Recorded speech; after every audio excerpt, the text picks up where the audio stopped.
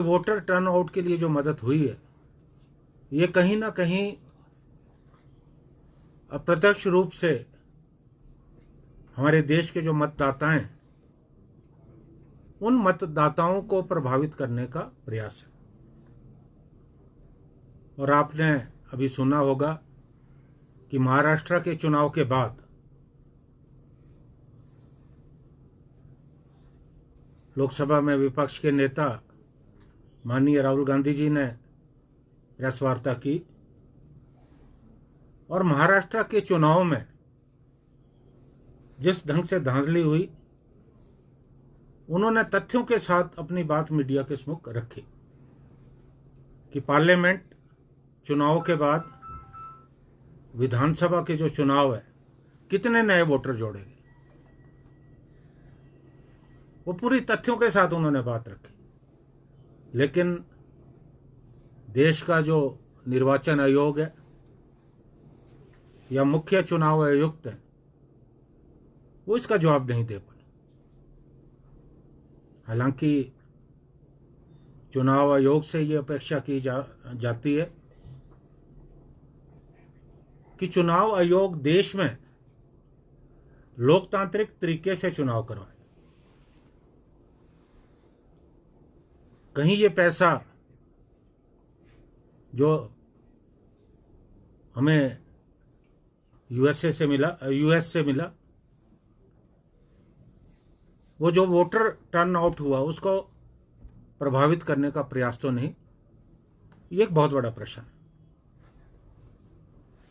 EVM को लेकर हमेशा से संदेह जो है व्यक्त किए हैं विपक्ष के नेताओं ने, और आज पूरी दुनिया में जो भी परिपक्व लोकतंत्र है, वह ईवीएम से चुनाव नहीं होता। हम अमेरिका की बात करें, सबसे बड़ा लोकतांत्रिक देश है, या यूरोप के जो तमाम देश जहां लोकतंत्र है, वहां ईवीएम से चुनाव नहीं होता। और जहां ये ईवीएम बने हैं, वहां भी जो चुनाव है वो बैलेट पेपर से होता है। और ट्रंप साहब ने एक बात और कही कि मुझे ईवीएम पे विश्वास नहीं, कि मशीनों के साथ छेड़छाड़ हो सकती है। तो शायद हो सकता है कि ये सुझाव उन्होंने अपने परम मित्र हमारे देश के जो प्रधानमंत्री हैं मोदी साहब को दिया हो। अब उस पर कितना गौर करते हैं, देखते हैं। और जब वो मोदी साहब अमेरिका की यात्रा कर रहे थे, बड़ा बढ़ा चढ़ाकर उनके जो संबंध है ट्रंप साहब, उन्हें मीडिया में उजागर किया जा रहा था। उसी समय जो अवैध रूप से जो अप्रवासी अमेरिका में थे, हालांकि हम उनका समर्थन नहीं करते, उनका जिस ढंग से वो अवैध तरीके से वहाँ गए, किस तरह से उनको हथकड़ियाँ लगाकर सैनिक विमान में भारतवर्ष भेजा गया, ये देश के सम्मान में बहुत बड़ी चोट थी। और जबकि जो रूस और चीन के अवैध प्रवासी वहाँ पकड़े गए, उन्हें नागरिक विमान से भेजा गया। ये भेदभाव क्यों? ये भी एक बहुत बड़ा जो है प्रश्न है। और आज हमारे देश की जो गलत आर्थिक नीति है, उस वजह से पिछले कुछ महीनों से 87 लाख करोड़ जो है निवेशकों के मार्केट में डूबे। क्या कारण है, ये समझने की जरूरत है। हमारा जो रुपया है वो लगातार गिरता जा रहा है डॉलर के मुकाबले। और यही नरेंद्र मोदी जी थे, जब विपक्ष में थे, उस समय एक बात कहते थे कि जब रुपया गिरता तो देश की साख गिरती। आज मैं पूछना चाहता हूं, आज लगातार रुपया गिर रहा है तो क्या देश की साख नहीं गिर रही?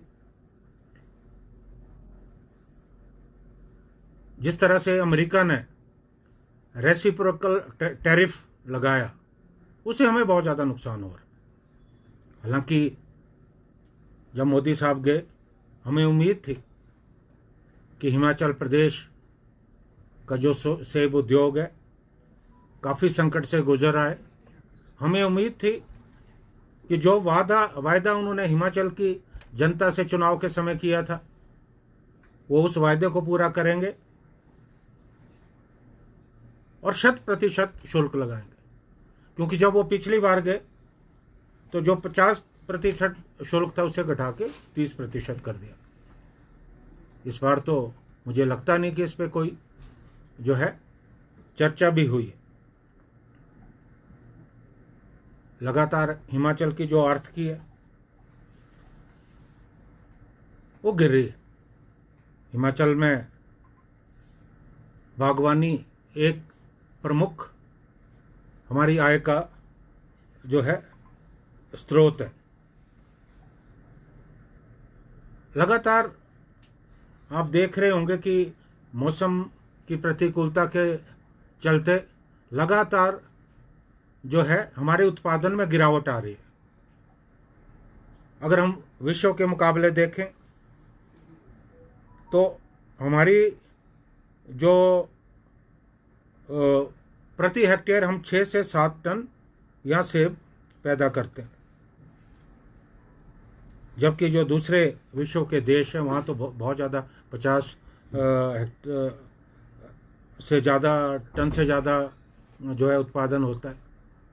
क्योंकि समय के रहते हम अपने जो हमारे सेब के बगीचे हैं उनको हम जो है मॉडर्नाइज नहीं कर पा रहे। और जब कांग्रेस की सरकार पिछली बार थी तो 1134 करोड़ का जो प्रोजेक्ट है वो बागवानी के लिए जो है सैंक्शन हुआ था। और अगर ये 1134 करोड़ का पूरी तरह उपयोग होता तो कायाकल्प हो सकता था। और मैंने तो ये विधानसभा के पटल में भी प्रश्न पूछा कि उस पैसे का किस तरह से इस्तेमाल हुआ। लेकिन मुझे दुख है कि उस पैसे का ढंग से इस्तेमाल नहीं हुआ। आने वाले समय में भी मैं इस मामले को विधानसभा में उठाने वाला हूं, क्योंकि कम से कम जो सेब बहुल क्षेत्र है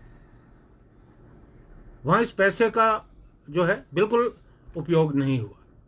अब पिछली जो भारतीय जनता पार्टी की सरकार थी या उस समय जो बागवानी मंत्री थे उन्होंने इस पैसे का सही उपयोग नहीं किया, क्योंकि उसमें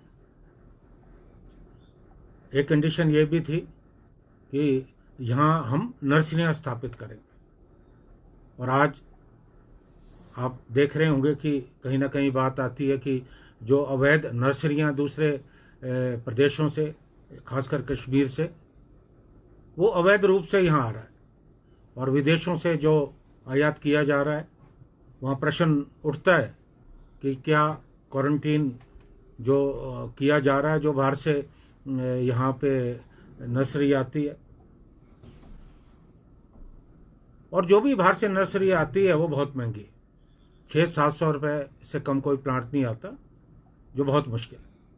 और आज तक मुझे इस बात का दुख है, पिछली बार हम बागवानी विश्वविद्यालय सोलन गए कि हम कोई इंडिजिनस हम नर्सरी यहाँ पैदा नहीं कर सकते। मैंने एक प्रश्न वहाँ बैठक में भी कहा कि आपकी अगर रिसर्च हो रही है तो आप कृपा करके ये बताइए कि इतने सालों में आपने जो रिसर्च की, क्यों आज तक हमें विदेशों पे हमारी निर्भरता। मैंने इस बात को लेकर प्रदेश के जो बागवानी मंत्री उनसे भी जो है बात की है। आज ज़रूरत इस बात की है कि जो अंतर्राष्ट्रीय स्तर पर जो नर्सरियां हैं हम उनके कोलैबोरेशन से अपने देश में यहाँ नर्सरियां स्थापित करें, क्योंकि यहाँ की जो हमारी सॉइल है, हमारा जो क्लाइमेट है, जिन देशों से यहाँ नर्सरी आती है उनसे बिल्कुल अलग है।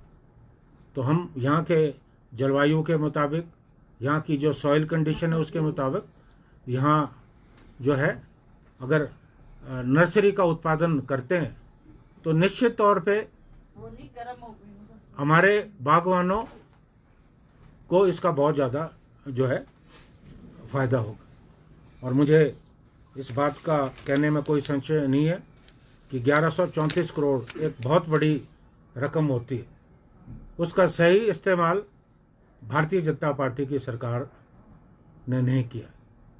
और आने वाले समय में मैंने विधानसभा में निर्णय लिया है कि इस पूरे मामले की जांच होनी चाहिए कि जो कंडीशन थी, जो एग्रीमेंट हमारा वर्ल्ड बैंक से हुआ था कि ये पैसा कहाँ खर्च होगा, क्या वास्तव में ये पैसा वहाँ खर्च हुआ।